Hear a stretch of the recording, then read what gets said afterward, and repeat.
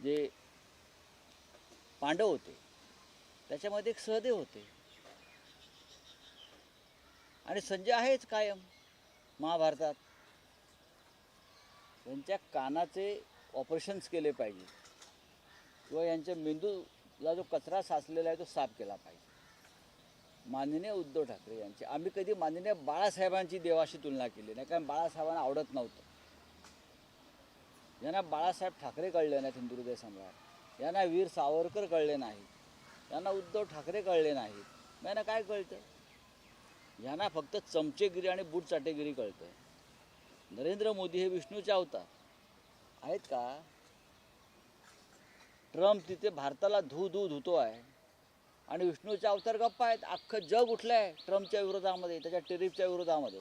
आणि फक्त एकच देश तोंडामध्ये एक बोळा घालून बसला आहे, तो म्हणजे आपला भारत देश.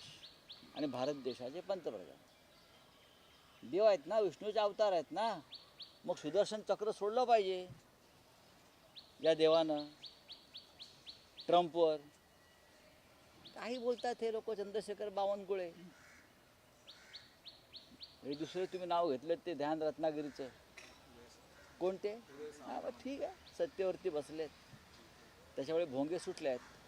बोला. राऊसाहेब, एक दुसरा विषय आहे की मुखपत्र सामनात आज भाजपच्या हिंदुत्वावर काही प्रश्न उपस्थित केले आहेत. विषय आहे की आशिष शेलार आणि पाकिस्तानचे क्रिकेट बोर्डाचे अध्यक्ष मोहसिन नकवी हे आता एकत्र काम करणार आहेत. त्यामुळे सामनाने असं म्हटलं की राष्ट्रभक्तीचं